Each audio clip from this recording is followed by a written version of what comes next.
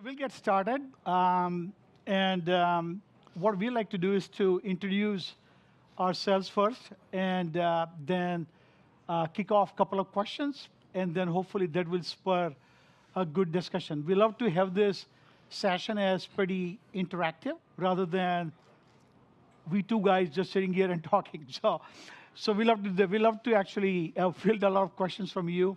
It's a pretty hot topic. So Mo, you want to go ahead? Yeah, absolutely.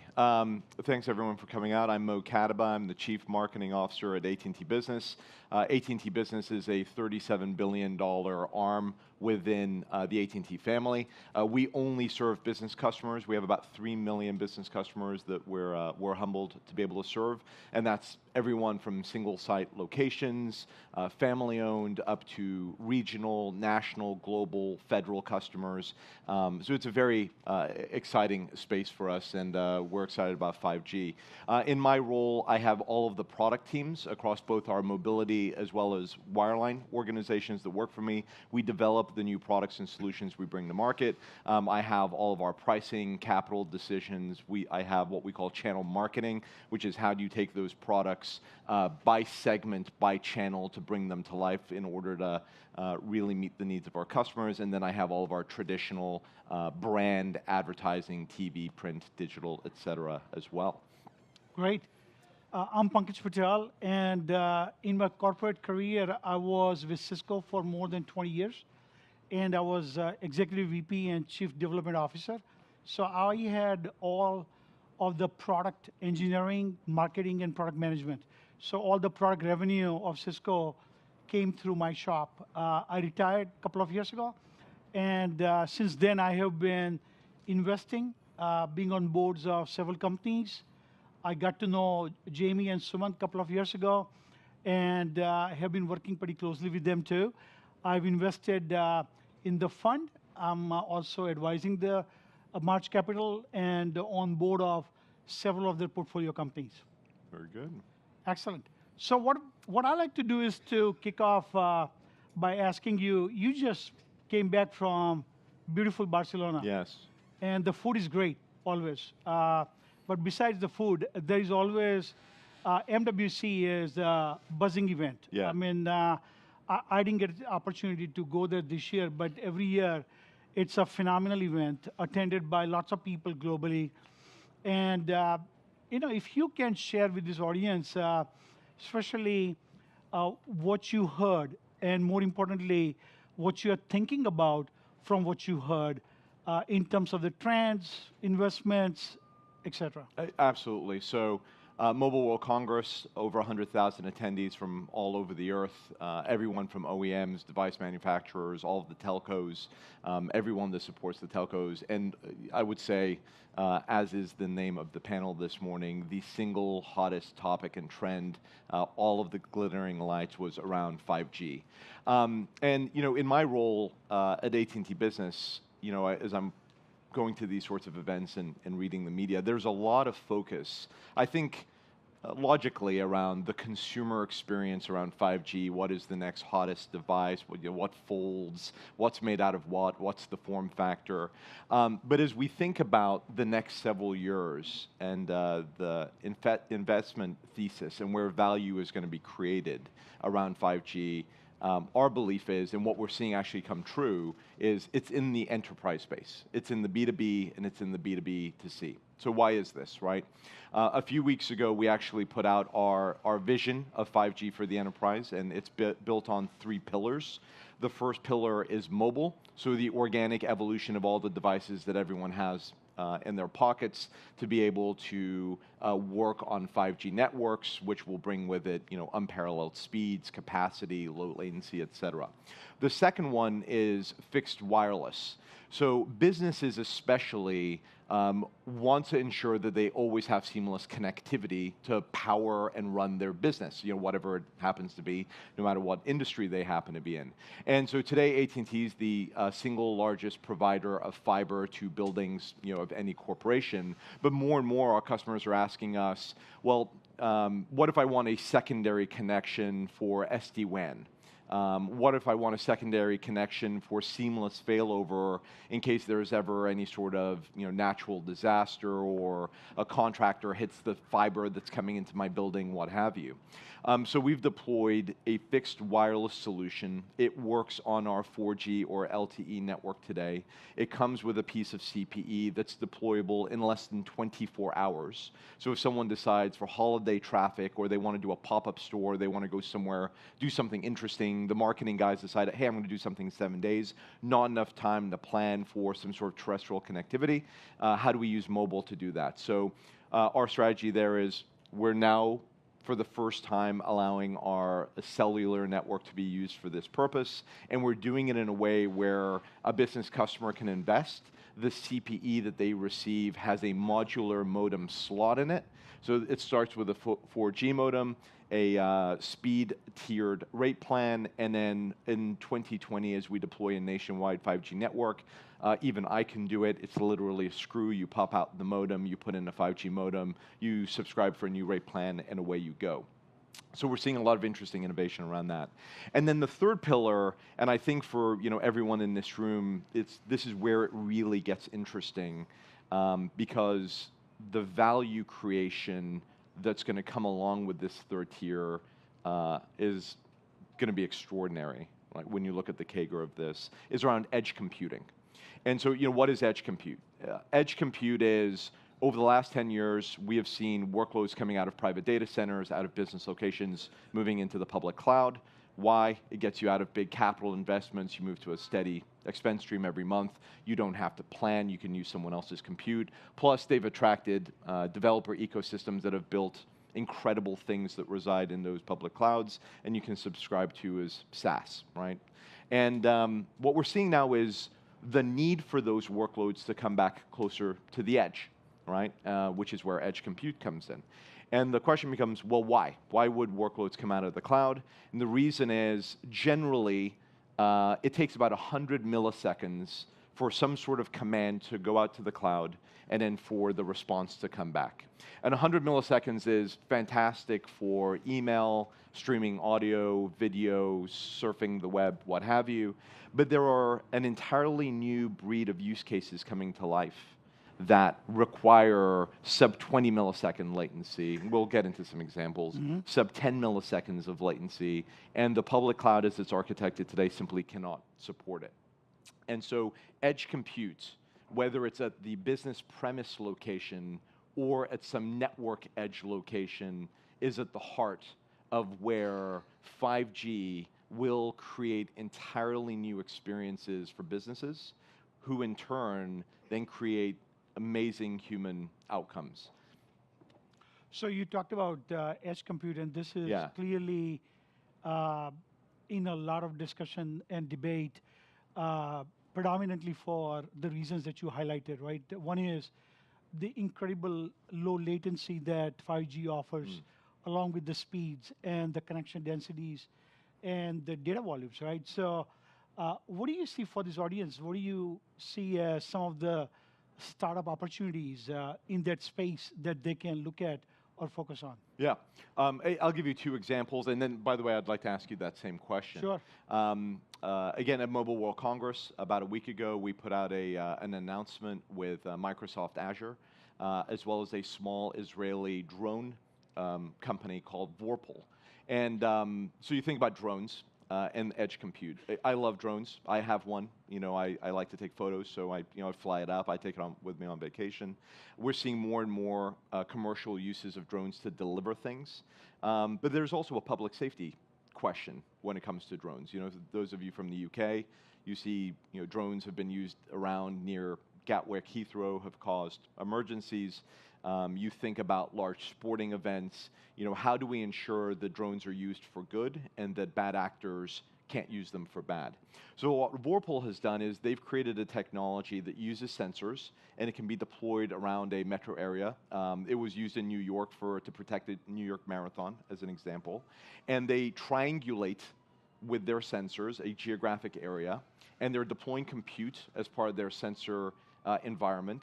And then literally in real time, they can see a drone taking off, the point of origin, because they're monitoring the spectrum frequency that's used to control the drone. And then they can see the flight path of that drone. So depending on the country you live in and your public policy construct, in the United States today, you're not allowed to mitigate or take down a drone for all sorts of reasons. Other countries you can, but this solution allows them to monitor and then either notify law enforcement, distinguish between good and bad, or mitigate. Now, how does edge compute and 5G come into play on this?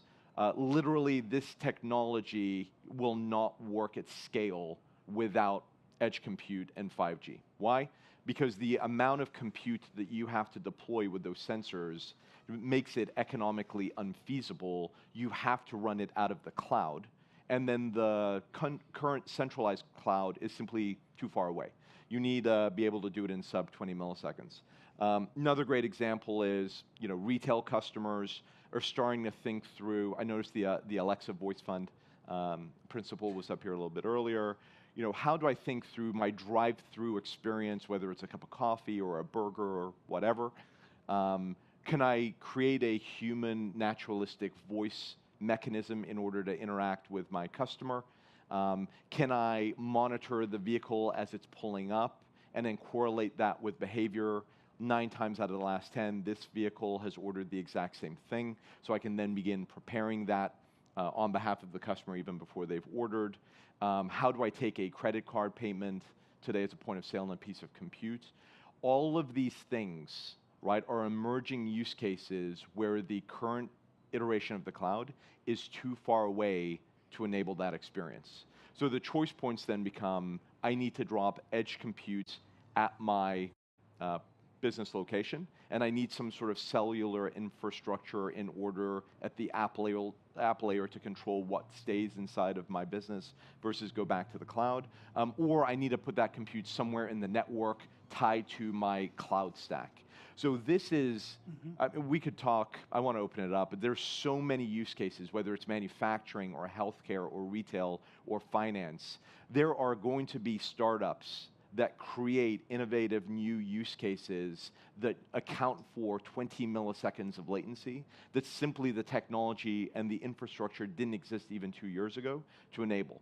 This is the next round of value creation, right? This is the next round of startups and investments will go towards how do I capitalize on this set of capabilities that's coming to life. So I'll ask you the same, like, you're an investor. Sure.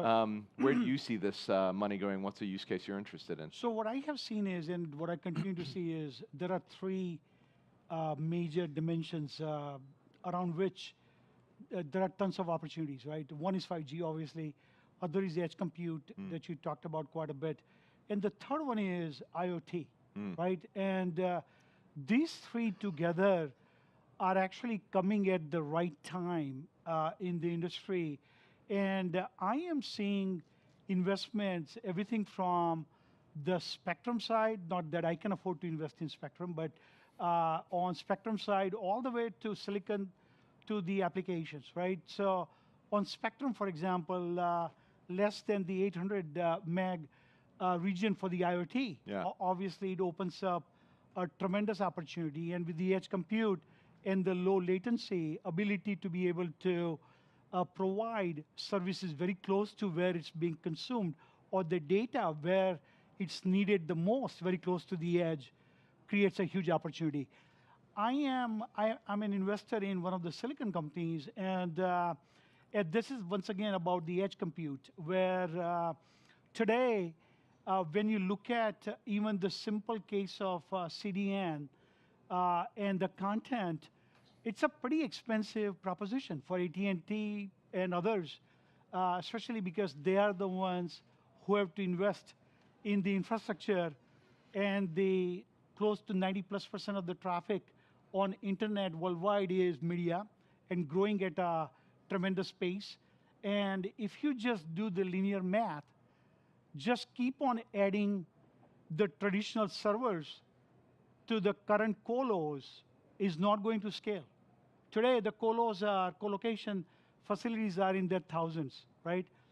Amazon estimates that that number, now they call them the internet edge locations, that will go anywhere from 100,000 to 1 million in this country. and all of a sudden we are not going to see so many colo facilities. What's going to happen is they're going to make use of cell towers, poles, offices, even homes at some cases. So when you have all of that, and when you have the new and the next generation of the apps, like on the AR, especially in VR, where uh, the photon to the motion detection has to be less than 25 milliseconds, otherwise you get motion sick, right? So there are some incredibly latency sensitive applications coming up, which is going to require tremendous boost for the application performance in a much smaller space power footprint. So, I have invested in that. There are a lot of investments in IoT. I'm also you talked about drone.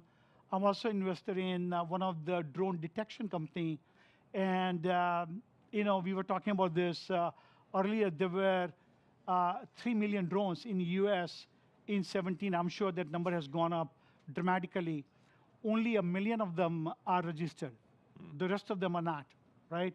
So they fall into traditionally into the consumer, commercial, as well as the autonomous and the managed part, right? And so how do you make sure, to your example about the gateway, how do you make sure that you can detect the drones which are going to be your problem child, right? So that's a great application. I see tremendous opportunity.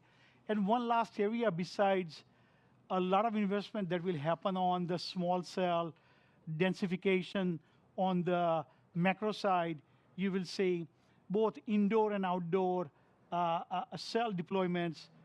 I think you're going to see a tremendous acceleration of the software-defined networking as well as the network function virtualization by the carriers because they have to, because they have to bring down their costs because you're not going to be able to monetize the new world at the premium that you really need to, right? So, which means there'll be a lot of pressure to bring down by using this technology. So this is where I am investing, and hopefully one of them will pay off. There you go. Very good. So I think with that, what we would like to do is we got about 7, 8 minutes. We love to open up for questions and answer anything that you have on your mind. Please.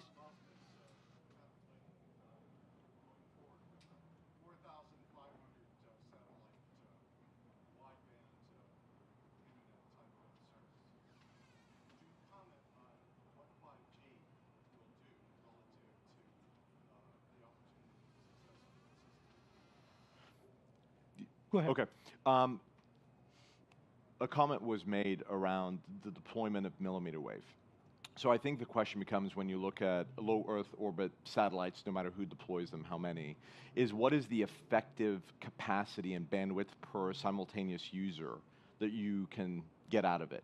And I think that's still an open question versus with 5G, as you're deploying small cells and millimeter wave, the propagation characteristics of that are that it will travel several hundred meters, and it will enable a multi-gig experience, right?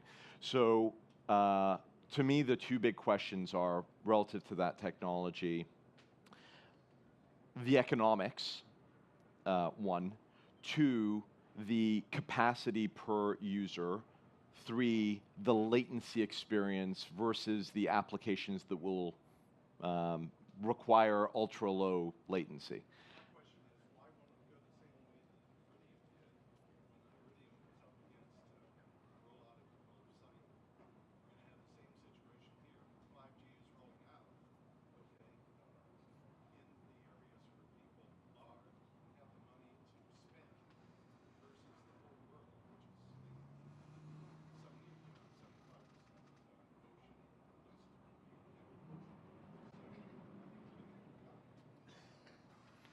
I couldn't hear that last comment. Again, it boils down to what's the economics versus the coverage capacity and latency. The thesis has historically worked in favor of terrestrial-based solutions. Yes. Yeah. Yes, sir. We'll come back to you. Speaking of economics, what do you think will be the total capital outlay building this out, and how long will it take? Okay, great question. So I made a comment about we're going to have a nationwide 5G coverage layer launched in 2020. We're deploying that on what we call low-band spectrum, or sub-6. So we have tens of thousands of existing cell sites out there. We're deploying the infrastructure, obviously right now to enable that 5G footprint, and then there will be a software upgrade when available towards the end of this year, which effectively, will turn that on and make it available in early 2020.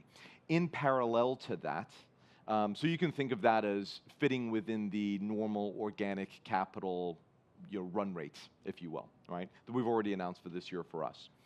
In parallel to that, there's also the deployment of high-band millimeter wave spectrum that enables a multi-gig experience. So you get an extraordinarily low latency with the low-band 5G that's being deployed, and kind of peak speeds in the 400 meg range, average in the 40+ range. With millimeter wave, we've said we expect that will take a multi-year basis. It'll start in major metros, and then we'll expand out. And I would expect that will be true for all of the major carriers on Earth because of the propagation characteristics of that sort of spectrum and the need to deploy small cells in order to build a new layer of cellular coverage that sits below the macro. So there's lots of analysts out there who've, forecast what they think that capital requirement will be. We've fairly consistently spent between, $20 and $23 billion a year, single largest capital investor in America since 2013-ish. And that's what we have said is, we expect to keep spending generally in that range. And so then it just becomes a question of where does that investment go relative to the overlay network versus the underlay, and then a multi-year period to build out a millimeter wave. All that said, for a business customer, you can deploy within a location to enable that, and we're doing it right now, right? So if you're a manufacturer, retail, good to go. Could you provide some clarity in terms of what's going on from an industry standpoint with Huawei? Oh, Huawei. With Huawei. I think that at the end of the day, I think that every telecommunications provider follows the public policy and law of the countries that they operate in, right? And so for the United States, we've already announced who are the equipment vendors that we're using to deploy our 5G network. They're Samsung, Nokia, and Ericsson. And then I think that more broadly, as public policy gets defined by country, then within each one of those countries, each provider will decide who's the right equipment manufacturers that they're going to use. We'll take the last question because I want to be respectful of the next session. And then if there are any more questions, we can always answer them once we get done. Go ahead, please. Thank you both. Pankaj, my question is for you. Sure. You touched on something really Jason was neighborly. We build open access, software-defined fiber optic network infrastructure opportunities. And one of our customers, another telco that is deploying its 5G, knows that 5G is small cells range about 500 feet. And connecting it to copper is the equivalent of trying to fill up a medium-sized swimming pool with kinky garden hose. And attaching it to 4G fixed wireless is grossly limiting the potential of 5G. So fiber is an inescapable conclusion. And to the question of capital outlay, Lloyd estimates that it'll take $130 to $150 billion worth of fiber to truly bring 5G to the U.S. You touched on, you think that the future is in software-defined networking. I was hoping you could share a bit more about that. Yeah, so I was actually talking, you're by the way right about the scope of investment that will be needed for the fiberization, right? It's huge, by the way, right? This is the reason why we are seeing the layered approach, right? Meaning like, starting with the big cities, then the NFL cities, and then going around, right? And we are already seeing, I mean, AT&T, for example, you announced plans initially with 10 plus cities and then going down, right? My comment on the NFV and the SDN was more directed to the point that with such heavy cost outlays required, simply just to support such large data volumes and the traffic types and whatnot, and to address the latency, there is going to be such a big pressure and the push to accelerate the use of NFV and SDN so they can devote some of the capital that would go towards the network to something else that they have to, right? That's what I was trying to convey. Very good. All right. Well, I think our time is up. We thank you for your questions and your comments and your participation. And if there are some more questions, we'd be happy to address them outside. Thank you again. Very good.